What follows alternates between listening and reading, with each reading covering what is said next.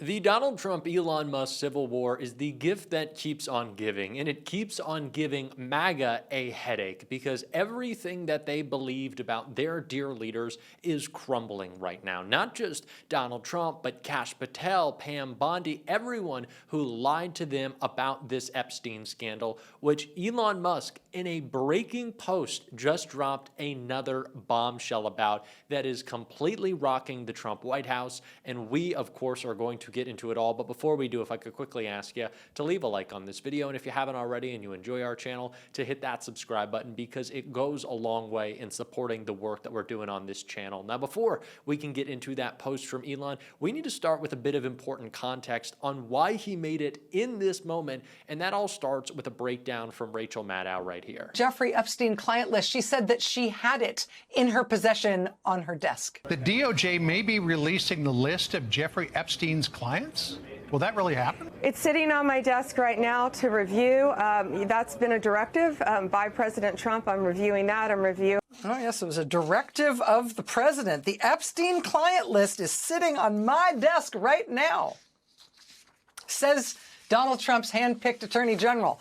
New statement today from her department, the U.S. Department of Justice, says there is no Epstein client list.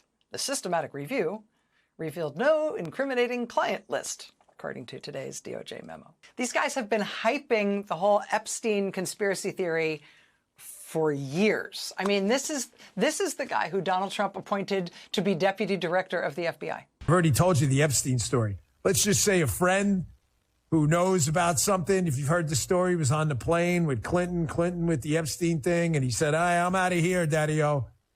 I told that story quite a few times, so I know a lot about this story. There are a lot of people who know old Jeff. A lot of people.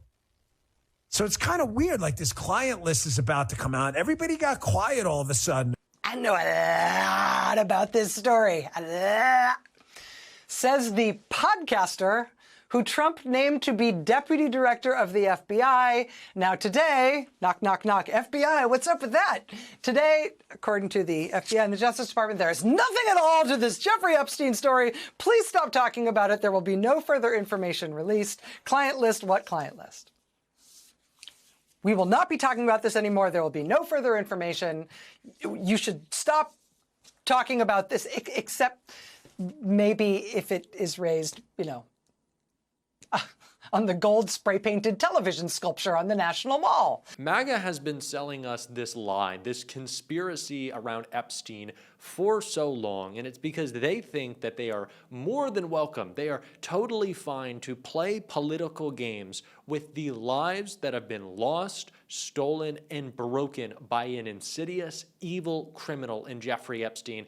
And it's because they work for a man who is happy to ruin lives and is himself an insidious criminal without empathy or care for anyone else in the world and Donald Trump. And it's not just that Trump is, but he surrounds himself with people like that. Empathy, care, these are things that are degraded, that are looked down upon in MAGA, and we can see that in Donald Trump's top advisors. One that Elon has spent a lot of time going to war with, and that's Steve Bannon, who is integral to the shocking claim Elon just made. So before we get into it, we need to see a little bit of their background. Musk calls Bannon a fat, drunken slob and said he should be arrested as their feud rages on. Bannon and Musk have had a bitter rivalry since the tech billionaire secured a spot in Trump's orbit. Elon Musk and Steve Bannon escalated their feud over the 4th of July holiday, exchanging fiery insults over their respective platforms. On Bannon's podcast War Room, the former Trump advisor raged against Musk for polling his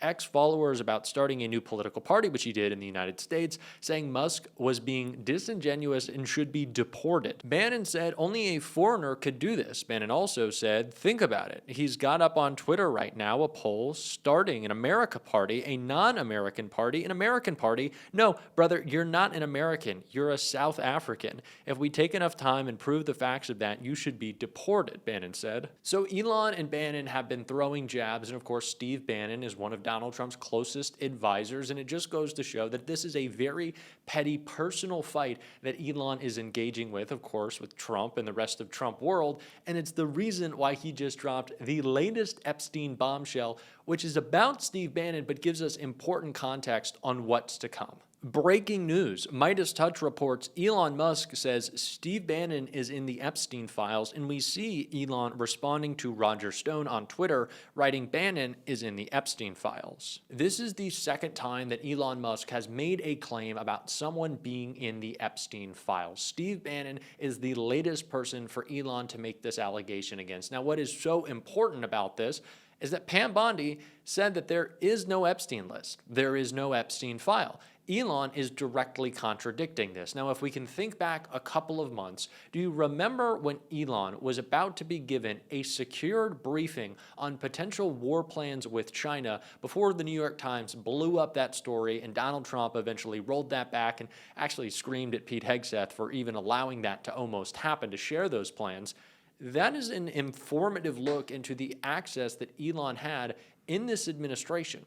Okay, so if he knew about potential war plans, if that was the information being offered up to this special government employee, what else could Elon have seen in the White House? Could he have seen some form, some early drafts, some early documents that hadn't been unsealed for the public about Jeffrey Epstein? Is that why he's making these claims? In a moment in which Pam Bondi, Donald Trump, and Kash Patel are telling us, look away, take a look in a different direction, Elon Musk is saying, no, do not let them distract you. There are names on a list. So although he is not directly making another statement about Donald Trump, he kind of is, saying that Bannon is on this list and is an admission about the existence of a list that Donald Trump and Pam Bondi say doesn't exist anymore. So what does Elon know? What was Elon shown?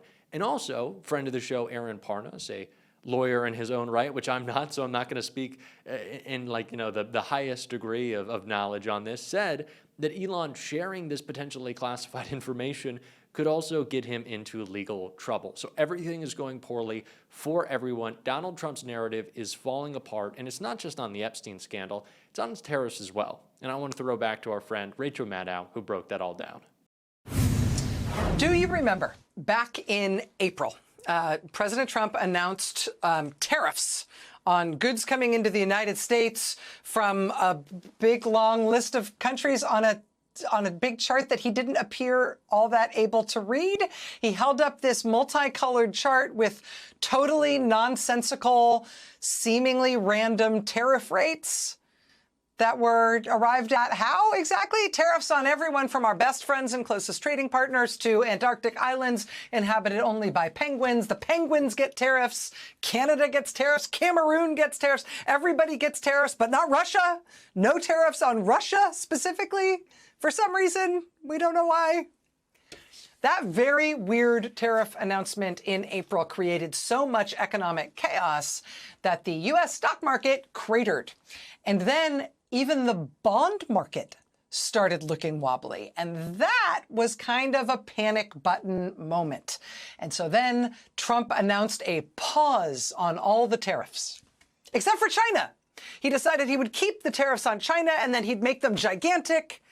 And Trump said, hey, that's okay. It doesn't matter that we've got this prohibitively gigantic tariff just on China. It's okay. You won't even notice. And if you do notice, maybe it'll be good for you. American kids don't need 30 dolls. American kids can make do with 2 more expensive dolls. And you don't need 5 pencils anymore. Now, the 2 dolls, 1 pencil presidency. When that didn't sink in all that well, he announced that he would also pause the China tariffs. So, and then what? I don't know. Nobody knows for how long. Businesses still have no idea how to plan for anything. Are these tariffs something that we've now gotten out of our system? Are they coming back? Well, if you enjoyed that experience, good, because here's more of it coming. When Trump panicked and announced the initial pause on his tariffs, you might also remember that the line from the White House, to try to make it seem like that was something other than just a shambolic failure and collapse, the line from the White House was that the pause on tariffs was strategic. It wasn't just Trump panicking. It wasn't just Trump chickening out. It was a strategic pause so Donald Trump could do what he do. Donald Trump could do those things he does so well. He could do some deals. So many deals. The White House said at the time they were doing that pause because Donald Trump was going to strike, and I quote, 90 deals in 90 days. 90 trade deals with 90 different countries over the next 90 days. Well, that 90-day period ends this week, Wednesday. And guess what?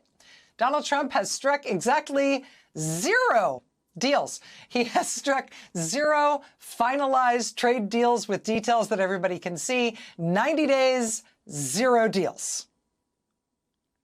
And so now the Trump White House, Donald Art of the Deal Trump, has a new plan. Instead of actually striking any deals, because that is hard, he has announced that he is instead just going to write a letter to each country informing them of their new tariff rates, and that will be the deal. I'm going to send letters. That's the end of the trade deal. I could send one to Japan. Dear Mr. Japan, here's the story. You're going to pay a 25% tariff on your cars. I could send one to Japan. Dear Mr. Japan. Well, now President Trump has indeed started sending these letters, or at least posting them to his niche social media platform. Maybe that counts.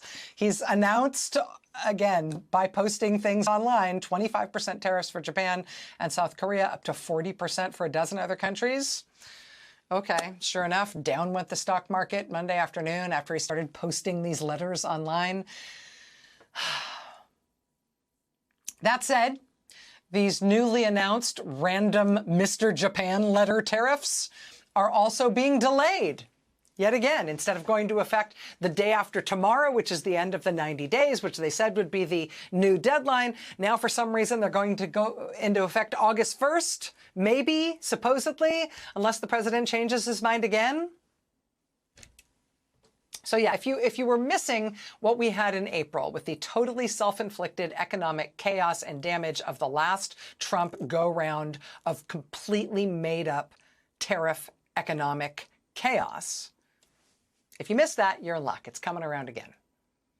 Coming around again, like something you can't quite digest that just keeps repeating. Here we go. Watch this space. It has always been one big show, one big charade. No one ever believed that Donald Trump cared about resolving any job loss, any manufacturing exodus in the United States, that he cared about the American middle class, workers, lowering costs. No, he liked the word tariff because he's an idiot and it doesn't have too many syllables, and because he thought it would make him sound tough, which is the opposite of what has happened in this trade war. It has been a complete embarrassment that we need to continue to call out. We're certainly going to on this show. And if you want to support that, as always, you can hit that subscribe button, leave a like on this video. And if you stuck around to the end, drop a blue heart in the comments. And until next time, I'll see you soon.